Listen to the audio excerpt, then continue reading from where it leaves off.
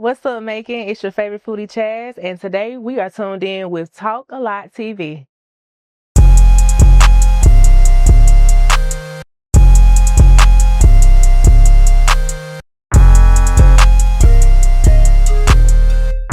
Hey guys, man, today I got a very special guest for you today. I got Chaz the Foodie. Hey, y'all. So, how you feeling today?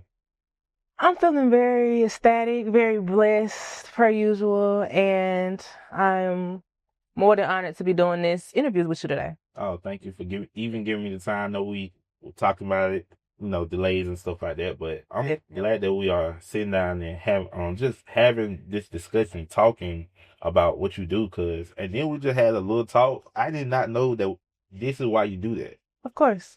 So we're gonna get into all that. So like, if you don't mind, tell the people like where you from. I am from Macon, Georgia. What part of Macon, Georgia? I'm from the south side of Macon, Georgia, born and raised. Grew up here all my life, y'all. So I'm a real Macon native. hmm So, how did Macon shape you as a person?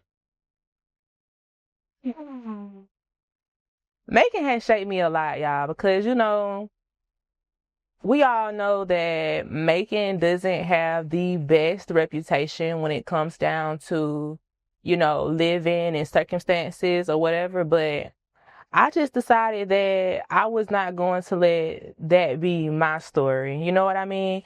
I wanted to kind of strategize and utilize what I currently went to school to do and bring it back to my city, because oftentimes a lot of us leave the city, we don't come back, we don't add any value to it, we just move on with our lives. But I feel like in order for Macon to even get back to a point where it's booming again, it's lively again, it takes people like me and people like Antoine to get back, to what Macon initially has been from the beginning, because it was a lot of history here in Macon. A lot of people don't know that. A lot of Black wealth was here in Macon, and I just want to be a part of that again. So here we are creating that. So let's get it started. See, what you saying that about Macon, like what are some things that you seeing that the city actually improving in? Well, as you all know, if you've been following me, downtown has been really revitalizing and doing a lot of amazing things. They even have 30% African American businesses just down here locally, that are actually coming into the spaces and making it better. We have a lot of restaurants. I think we got an addition of over 20 new restaurants here downtown in the past, what, 2020, since 2019. So just seeing that, like the 4 year push, I went to college, came back, Macon has totally changed, like, and I think it's for the best. hmm So I've definitely seen a lot of changes, and I hope to continue to see the changes and that we continue to go up. So, but what about the Black community when it comes down to that? Like starting businesses down here, because from a person, just watching, do you feel like I feel like the Black community again pushed out when it comes down to making Georgia and starting new business, starting new restaurants, clothing, like stores and stuff. We have a few stores, but not as many that we used to have in I think like 2021, 2022. Like I felt like it was a big boom right after they started, right after COVID. It was a lot of Black businesses, but now it's feel like they like dwindling away. Well, I feel like the reason why a lot of businesses may be dwindling away is simply because a lot of us, realistically, we open businesses and we don't have the right marketing strategies behind it. Um, if if we're like being for real about city life, like let's look at Atlanta for an example.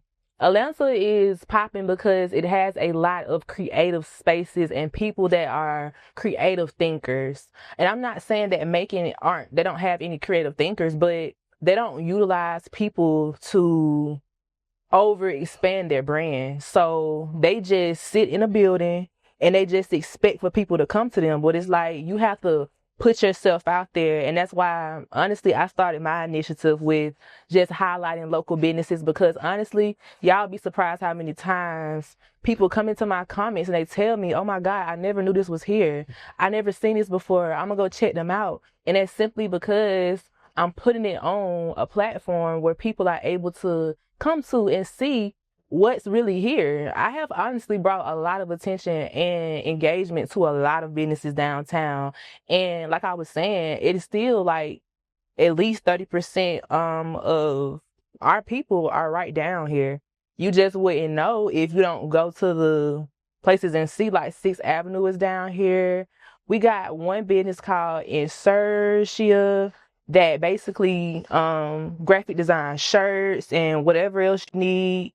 We got Daphne's 526. I don't want to say it wrong, but she's also a Black owned stylist that's over here by Little India. So it's like we have places here. I just feel like we just need to get out a little bit more. We even have a winemaking studio that's Black owned right over here by Schuster. So it's just like we got to get out more, y'all, and start actually patronizing our people, because if we don't, the business is gonna keep leaving. Like, we have to be the support, and we gotta come stand behind our locals when it's time. Mm-hmm.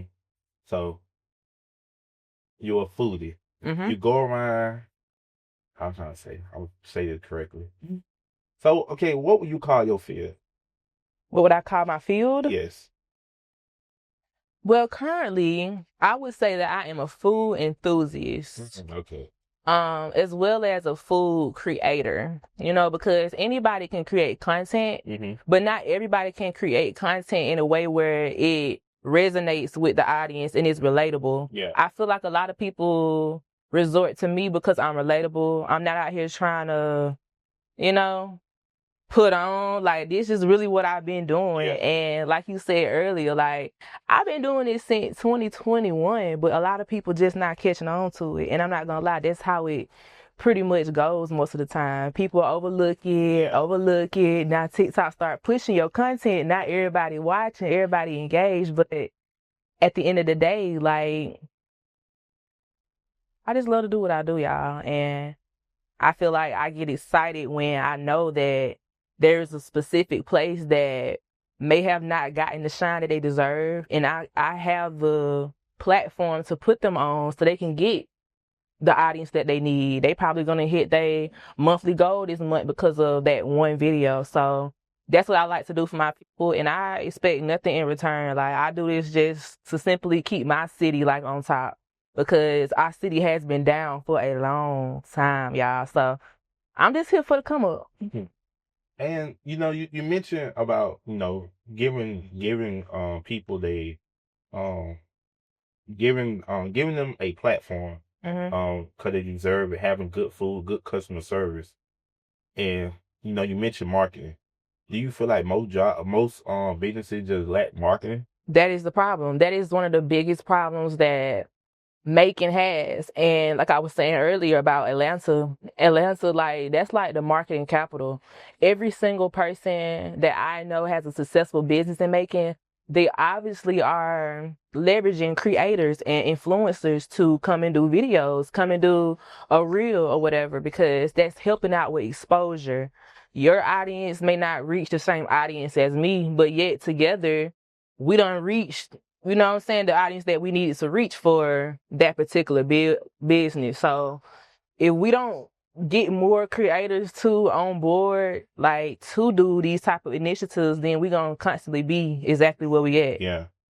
So why do you feel like it's a disconnect, and why do you think it's a disconnect? Yes, I think it's a disconnect, and two, because this is something that people are not used to. It's definitely something that's kind of new. It's a new concept. Yeah. Even sometimes when I go in and I talk to some people, like, and I'm like, look, y'all, you got to create a campaign for your business. And they're like, wondering what a campaign is. And it's like, that's one of the reasons, like, why things are behind in Macon, because they don't understand. For instance, we had a boba place. Halloween is slowly approaching, and if you wanted to get out, your trivia night or whatever you wanted, get a creator to talk about that trivia night. Have them post it maybe a week before to get people riled up about it. But to just say you got a trivia night and I just walk past your door and just so happen to see it, you know what I'm saying? That's not really reaching me for real, or reaching the people that you need to reach. Yeah. It's just, okay, like, you know what I'm saying? People just keep going. But if you got somebody that's heavily in the field, like how I am with the community, and you leverage people like me to do those type of campaigns for you, then 9 times out of 10, people gonna show up and they're gonna come through. Yeah. So we definitely gotta work on that. Like we gotta, I don't know, we want people to stay here. We gotta get more in the field when it comes down to promoting and helping out the locals. But I also feel like the locals have to realize that times are changing. This is not the 1980s, nor is it the 1960s. We are in 2025 and we are evolving, and you have to evolve before you get left behind. Yeah. It's just simple as that.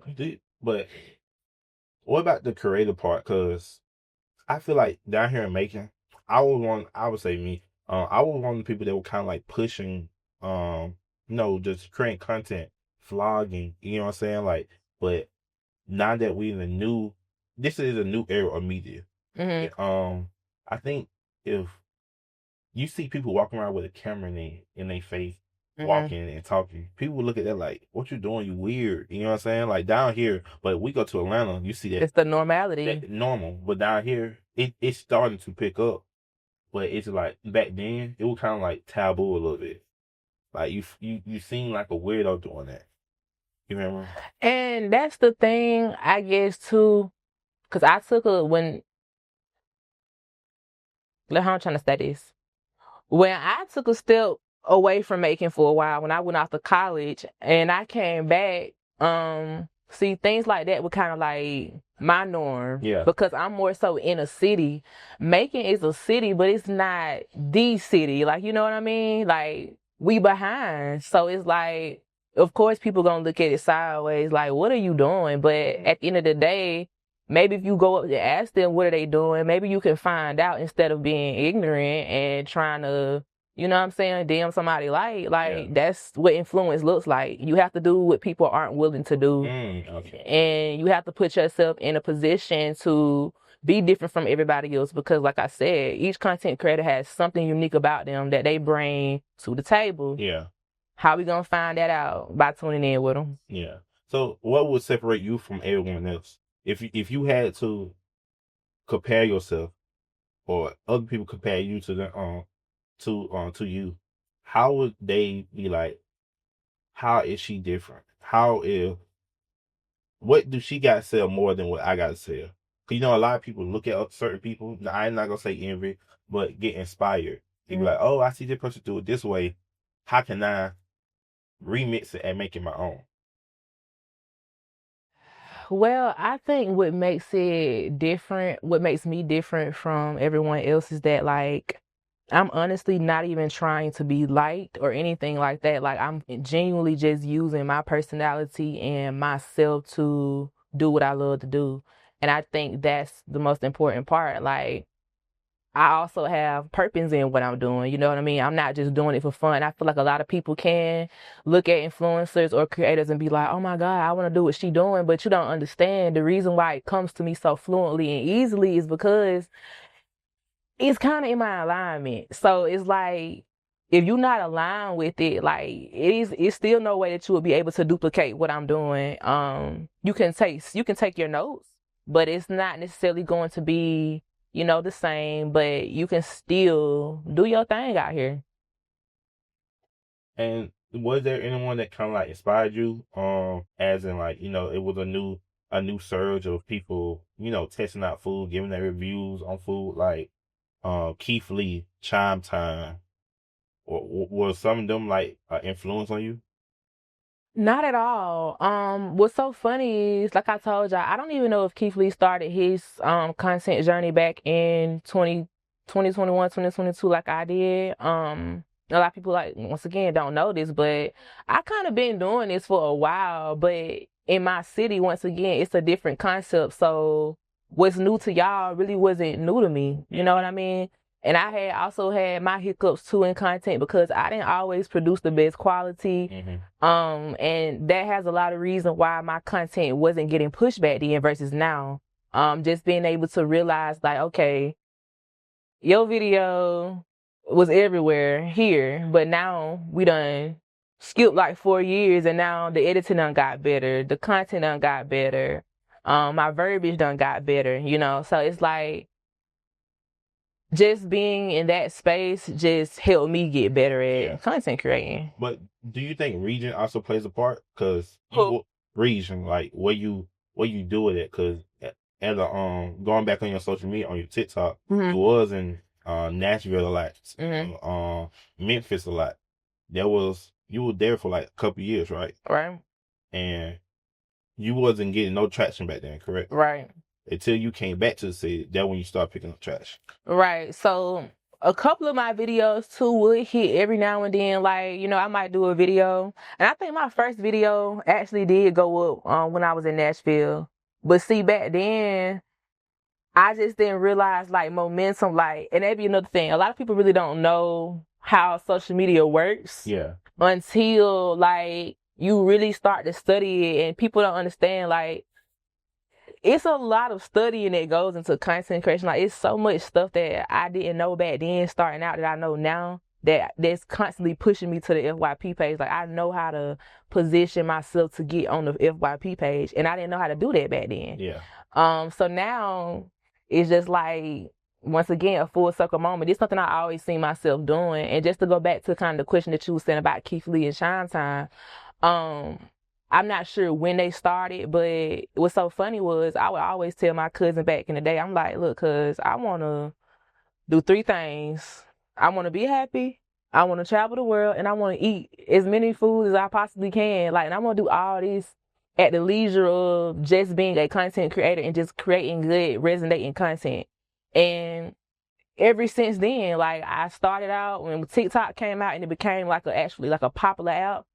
That's when I got on. I was just testing it out, playing around with it. But as the years went by, I was like, yeah, I can't continue to play with this app. I got to take this serious. So it just made me tighten up on my game and just keep going. But people like Keith Lee and Mr. Chime Time are prime examples of if you just continue to keep going, it's like your opportunities are endless. It's no wonder where you can go. Like it's no limit. So I'm gonna keep posting my content, like until it gets me to doing exactly those 3 things. So and you know, just seeing other people like just you know, blow off doing them type of things, and you just are up and coming. Well, you probably were doing before them or around the same time as them, and they get in the traction they get into be where they at right now. How did you feel about it? Was it like not saying you were envious, but you were like, dang it, like what am I doing wrong that other people not coming to me? You know what I'm saying? So I know for a fact, my biggest problem was consistency. Back then, like I said, just coming up to do food content, I wasn't being consistent enough. Like I was saying, I didn't post the best quality content, which is a big deal for TikTok. They want you to produce 4K content, basically, like almost like it's coming off a movie screen. Yeah. That's how they want to be able to push your content. So back then, I wasn't doing that, and what I seen that Keith Lee was doing and Mr. Chime Time, they're doing authentic food reviews, but they have good quality. So yeah, I can't. It's just off a phone though. But your phone still has good quality. Like Yeah. I record from my phone now, and I mean that don't stop me from going viral. That don't stop my videos from going anywhere. But they just go to show you still. Like I'm telling you, if I go look at my videos from 2020 when I show you, be like, yeah, it probably ain't gonna catch your attention as long as the ones now. Like back then, I can't even say that a lot of people was watching my videos full through. But now people watch my videos the whole time from start to finish. Like, and that's what I'm saying. Like once you grow with the content, you will realize like, okay, this is why they watching my video to the end versus why they wasn't. And that's why I probably didn't get to where Keith Lee to Chime Time was at the rate that I was going because of the quality of the videos. But I feel like on social, when it comes down to TikTok, I feel like it's more the rawest, it's the better. That's how I be feeling. Cause look at some of the people that made it off that platform. Mm-hmm. They might not have the best quality or the best what is it structure of the video. They might not have the best structure, but it was their raw, authentic self. Right, and I definitely think personality plays a part in it. That's why a lot of people actually do make it. Like even Mr. Chinatown, like a lot of people look at him like, oh, he's so mean, but like Mr. Chinatown keep it so real though, and I ain't gonna lie.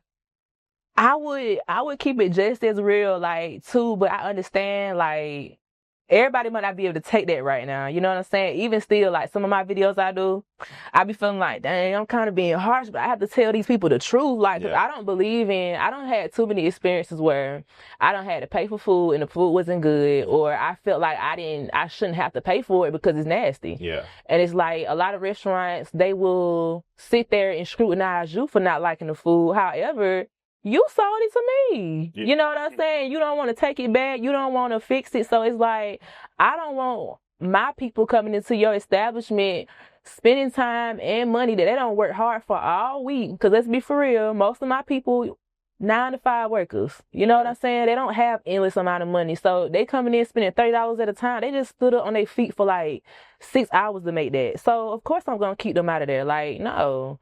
But that's why I feel you know, people like Mr. Chinatown come in there because you do have to tell people the truth. Although sometimes people don't want to hear it, it's necessary, especially in a city like Macon that's on the come up. And we're going to have a lot of tourists, a lot of people coming through here, a lot of investors investing in this area. So you just want to make sure that you are in position and your food is good when they come. Yeah. That's a part I wanted to get to. Do you get paid for doing some of these food? Yes, I do. Cause okay, if you get paid with some of the reviews, some people want you to lie for them, even though they are paying for your review. No matter what the outcome is, you paying for a service, right? You feel me? So what? Like you said, some people expect you to just give them a good review. Did you ever have a bad encounter with it? Well, this is the thing, y'all. Usually, starting off, I always go and test the restaurant out for myself, and that'll usually be like my first interaction. And lately, what will happen is I will do the video, right? Post it. The owners or whomever may reach out to me and like, hey, I seen your video, blase, blase. And then sometimes, y'all, it's not always paid. Sometimes they just simply compliment me, give me a complimentary meal. Like Island Pot, for an example. I called them one day. I was like, hey, I'm finna come and do a video on y'all restaurant. They comped the whole meal. Like they gave me like 3 different meals. Even this meal was comped today. So it's like they will either comp the meal or we'll go under a contract where we actually do business together. So based off of that first video, and I always give them a trial run. Like, look, I'm gonna do a video first. You see how we do. And then once you see that video gonna do exactly what I said, now it's time to, you know what I'm saying, start making money together and get your products out here. And I have been working with a couple of people on that. A lot of people, but then too, like, yeah, it'd be a lot of dragging with that because too, a lot of people, they don't necessarily, once again, understand the value of having someone like me to promote their product. And they don't understand that having me attached to your brand is going to help you grow because my content is growing. And you got to think about this too. Although I'm where I'm at now, we're still going to reach higher heights. So let's just say if I posted a video like 3 months ago, right, for instance, and I'm at 7,000 followers and we go 3 months past that, now we at 10K, you know what I mean? So all of those people that are now following me are also going to be coming across your content. So that's helping the business out. Yeah. But a lot of them don't think about it like that. A lot of them think like, oh, well, I don't have it. But actuality, you really do have it. You don't value it yet. But it's going to take, like I said, it's going to take some time for people to really, really, truly come around. But I'm telling you, it's a hard hill to come up, but we're going to get around to it, and they're going to start to see the value of it eventually. Yeah. So that's the goal. Like, and to just I'm paving the way too for more creators to come into these spaces, because even when I'm going to certain restaurants, like I said, they're not completely privy or understanding of the true influence that a creator has. Yeah. You know, so it's like with me coming in telling them this, that, and the other, and then when other content creators start coming after that, they're gonna start seeing the value then. You see what I'm saying? Yeah. Because it's like I'm just one person. I'm the only person doing this right now in my city, Middle Georgia, kinda. So it's like I don't be saying consistency. So when I say I'm the only person doing it, I'm talking about doing it at the level that I'm doing it, like making sure that certain places, again, I'm not talking about your McDonald's, and I'm talking about our actual local businesses, our local spots. That's who I promote, and that's who I want, you know, for my city to be known for. When the people come and say, you know what, I went to Macon and I ate at this place, like, you eat at our staple restaurants. And a lot of people don't do it for those reasons. They just doing it just to be doing it. And that's what I'm saying. Like, I'm the only one that's taking it serious. Now, you can tell me if I'm wrong. What about? No, you see it like you focus on nothing but local restaurants. For real. Nothing mainstream, because a lot of people do want to go to McDonald's because they got a new meal, Wendy's. Like, no, that's killing us, y'all. Like, I don't promote that. And just to being an ag science major, which is agriculture science, just learning the process of food and how food really matriculates down in our body, it just makes me even more like confident in just like doing what I'm doing, because it's like I know that food don't mean us no well, y'all. It means us harm. These locals, they really are putting their love and caringness into our food. So that's what I love. Because when I cook from a place of love. I don't cook from a place with no heart. And that's how I feel about chain restaurants. Yeah. So are you a fan of mukbangs? Yes. I actually been trying to get my content pushed more towards mukbanging, but I'm trying to see exactly who I want to partner with when it comes down to that, because there are certain things that, I'm gonna be real, I don't want to pay for. I want them to sponsor me. I want to be a partner. So with that being said, when I start receiving those, you know, type of partnerships and stuff like that and collaborations, and yeah, I'm gonna start doing mukbangs. So, but you know, you kind of mentioned like the food and stuff. Mm-hmm. Do you feel like mukbangs are also like it's unhealthy? Cause some of these mukbangs is crazy. I'm not like Chipotle girl. Who is that? You don't know? Oh my, you don't be on TikTok, right? I do be on TikTok, but I be on TikTok to put out my content and to be engaged with what I truly love. Once again, Chipotle is a chain restaurant. Yeah. So of course that probably wouldn't come across me. When I see restaurants, it literally be even locals from Stockbridge, Atlanta, like it be local stuff that I see. I don't see this other stuff. So okay, so you don't see okay, what about the lady? She like she used to eat like boiled crabs and stuff, lobster. Do you know what's her name? B-Love? I think that's who she is. She got big from doing that. You don't think that you go get in that? Like, if you start doing it, you go get? No, I don't. Because one thing about me, I have self-control. Unlike some of these influencers, they don't have any self-control, and they clearly is doing it for the money. And I just feel like I'm not doing anything for the money. I'm clearly doing it because I enjoy to do it. You know what I mean? B-Love took it way too far. Yeah. I don't ever want to get to a point where I'm just being, I don't know, having all that gluttony, and I don't want to be like that. Like, I already told you, like, I was already up by 180, y'all, and I'm probably like 160 now, and I probably went all the way down to about 150, like, just with cutting out eating bad foods and sugars and stuff like that. So I'm staying away from that. Okay, so I know your field and everything. And when did this happen? Did transition from your weight and stuff? Well,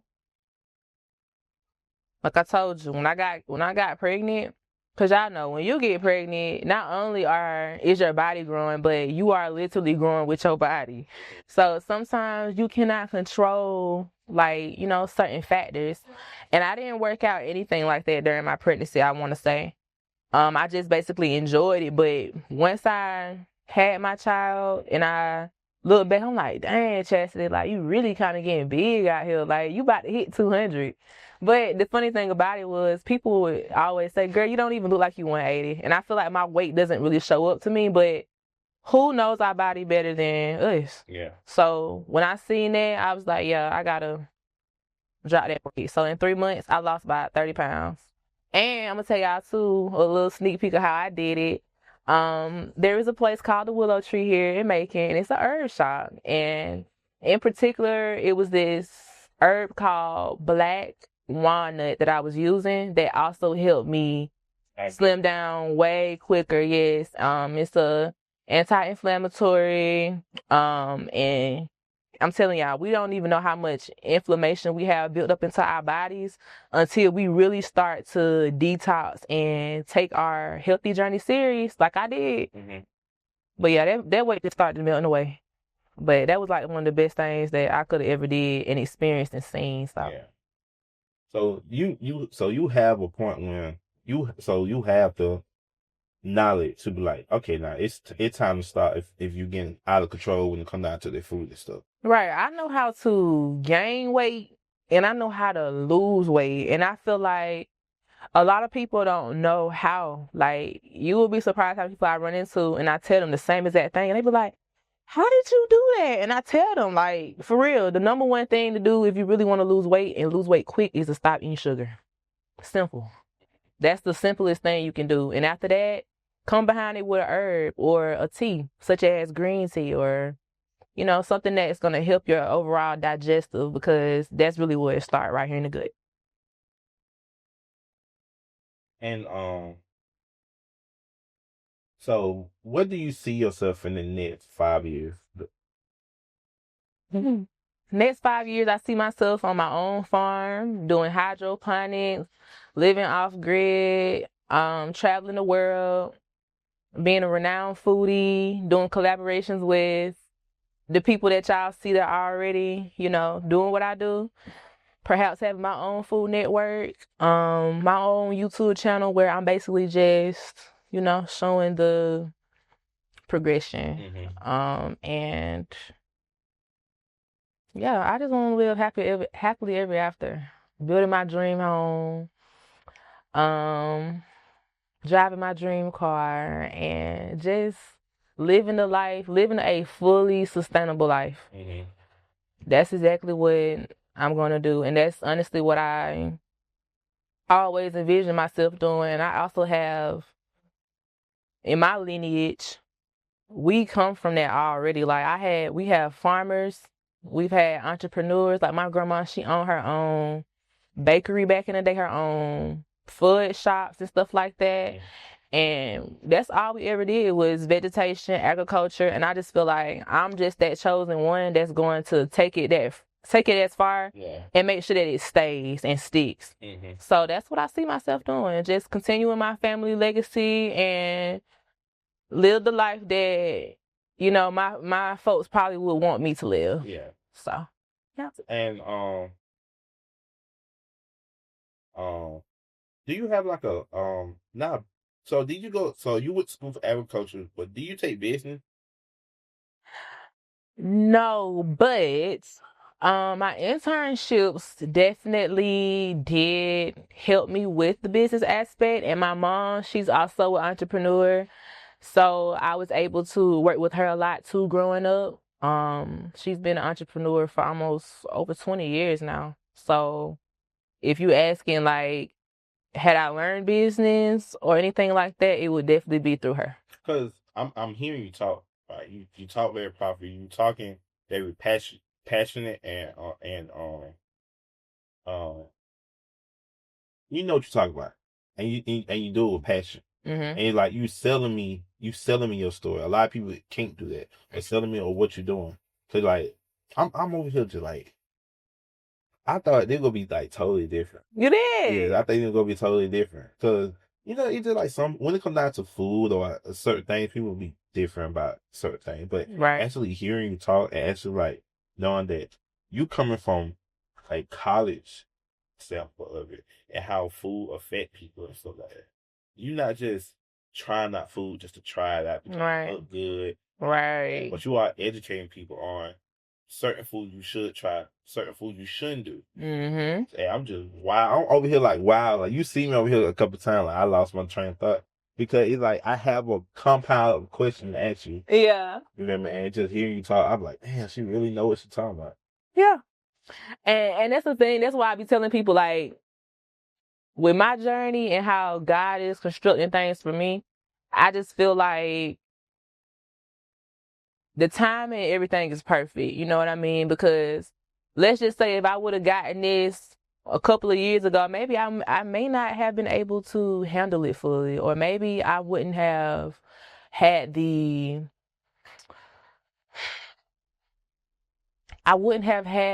drive that I have now, the importance of, where you start and how you finish. Mm-hmm. That's one of the most important things. Because I'm not even gonna lie, even if we really want to go back to why agriculture really, really stood out to me and why I felt like I really needed to go after it, because I was sitting down one day, in my high school class, and shout out to Miss Williams. Miss Williams came out and she was talking to us about how people that look like me have the highest cancer rates, highest heart issues, anything that got anything to do with our body. Like, she just telling me, like, we got the highest issue. And I'm like, dang, like, I never even really thought about that. We got more diseases than any other race. Yeah. So when I sat back and thought about that, I was like, wow, I need to do something with agriculture. And not even realizing that, like I said, my family was already doing this naturally anyways. Yeah. And they didn't have the education, but they had the willingness, the hand power, the mental capacity to do it back then. And this is like in the 1930s. So it all once again just came full circle to me, and I'm like, you know what? I honestly didn't know what I wanted to do in 9th grade. I thought I wanted to be a pediatrician, but I was like, I gotta find a way to not only help these kids, but I gotta find a way to help everybody. You know what I mean? So when I went to school and I did my deep studying and stuff, I just kept finding out more and more and more and more stuff. And I'm like, wow. Then I started learning about GMOs, where they're genetically modifying the components in our foods. So when it comes to our body, the reason why a lot of cancers are forming is because of that. Your body cannot process or break down anything that does not belong in your body. Corn is another one. I don't even eat corn because of that. That's stuff that they feed to cows and stuff like that because it's good for them. They have actually 4 stomachs. Yeah. You know what I'm saying? So they can break stuff like that down. But us, we can eat corn. It's gonna come out the same way it came in. Well, I don't want to get too much into that, but you know what I'm saying. Like, genetically modified organisms do not belong in our bodies, and that is honestly why a lot of us was getting a lot of diseases and stuff, because our body could not recognize it. Yeah. So I felt like I needed to do something. So that's why I went into agriculture. I got my degree in food and animal science with that track in pre-vet medicine. A lot of people don't know that I actually used to work at Hudspeth Hospital right when I got out of school as a vet technician, and I did that for a little while. I stopped and I just started focusing in on what I truly wanted to do. Yeah. You know what I'm saying? Like, that's part of it, but it's not it's not how I really, really want to come. Like, I don't want to be known as a vet tech, you know? I want to be known as a person that truly cares about food, values it, and uses it to go different places and destinations. So that's what I'm doing. All right. It was very nice talking to you. Like, thank you for having me. I'm me. over here just learning something again. I would like for that to have part 2 and actually break down your degree and actually go into the food and stuff like that, and talk about the culture. Cause even with you going to Black people, like, oh my God, we'll go do a part 2. All right. So please give these people your social media so they can know where to find you. All right, y'all. Y'all can find me on Instagram at Chaz the Foodie. You can also find me on TikTok as Chaz the Foodie. You can also find me on YouTube as Chaz the Foodie. And y'all can find me on Facebook at Chaz space TEE. I'm not really actively on Facebook like that, but anything that I post on my Instagram automatically uploads to my Facebook. So, the outreach just goes to each avenue. But y'all make sure that y'all follow me on TikTok for sure, because that's where I be going up at. For sure. So with that, man, please like, yeah, I'm messing up. Please like, comment, and subscribe. And with that, we got. Bye, y'all. See y'all next time for part 2. Bye.